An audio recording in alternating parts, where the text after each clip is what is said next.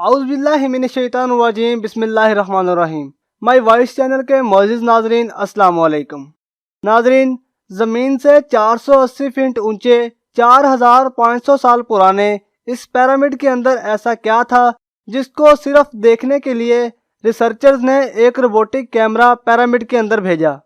एक जगह पर आकर रोबोटिक कैमरा रुक गया क्योंकि अब इसके सामने पत्थर का एक स्लैब था।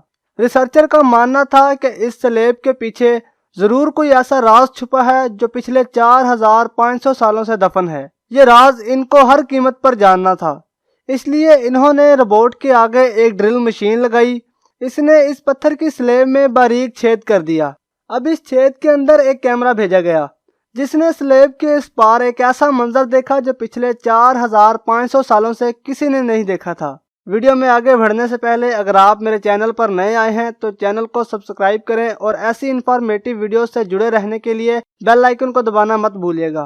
नाज़रीन, मिस्र यानी इजिप्ट में टोटल 138 बुलंद तरीन पिरामिड्स मौजूद हैं जिन्होंने पिछले हज़ारों सालों से कई अर्थक्वेक्स और कई खतरनाक तूफानों का सामना किया, लेकिन मजाल है इनमें से कोई एक भी इधर से उधर हुआ हो। इनमें सबसे ऊंचा और बड़ा pyramid the great pyramid of Giza कहलाता है। इस पिरामिड की बेस का एरिया 13 एकड़ है, यानी इस पिरामिड के अंदर हैरत अंगेज तौर पर एक दो नहीं बल्कि पूरी 9 फुटबॉल फील्ड्स आराम से फिट हो सकती हैं।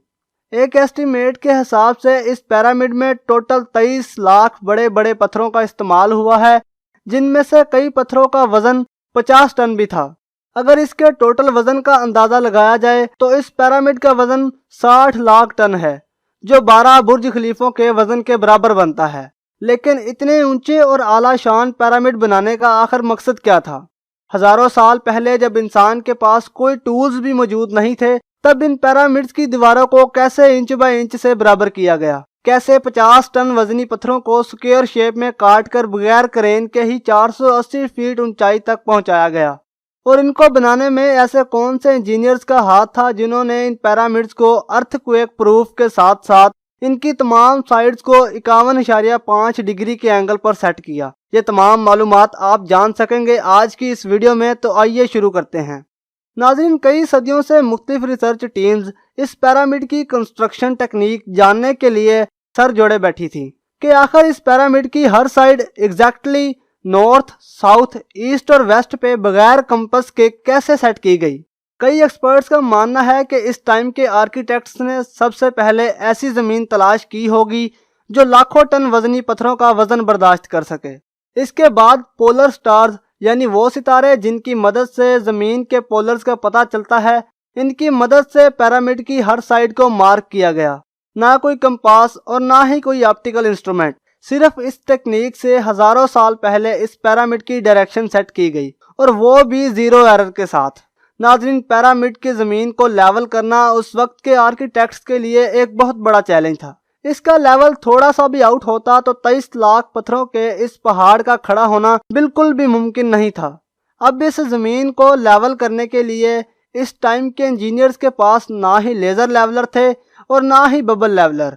एक्सपर्ट्स का मानना है कि कंस्ट्रक्शन साइट की चारों साइडों पर गड्ढा खोद के इसमें पानी डाला गया होगा और फिर एक साइड के पानी के लिहाज से दूसरे साइड के पानी का लेवल मैच किया गया होगा। जो जमीन का हिस्सा पानी के लेवल से मैच नहीं कर रहा होगा, इसको छेनी और हथौड़ों की मदद से काट कर लेवल किया गया होगा।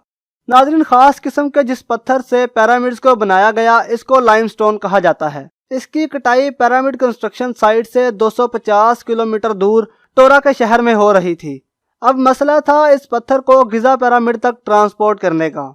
एक पत्थर 50 टन यानी 50,000 किलोग्राम के बराबर था, जो तकरीबन 3 पैसेंजर बस के वजन के बराबर बनता है, और 23 लाख पत्थर सिर्फ एक पिरामिड में इस्तेमाल होने थे। इतना ज्यादा वजन ट्रांसपोर्ट करने के लिए ना ही इस दौर में कोई जानवर काम आ सकता था और ना ही इनके पास कोई ट्रक मौजूद था।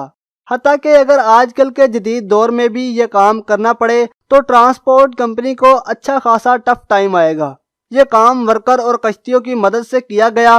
टोरा और गिज़ा के दरमियान मौजूद दरिया का फायदा उठाया गया और बड़ी बड़ी कश्तियों में पत्थर लाद कर पिरामिड साइट पर पहुंचाए गए। एक्सपर्ट्स का मानना है कि यह काम इतना आसान नहीं था, कश्तियों में इतने बड़े पत्थर की लोडिंग और अनलोडिंग में कम से कम भी 500 मजदूरों की फौज एक ही वक्त में लगाई गई होगी।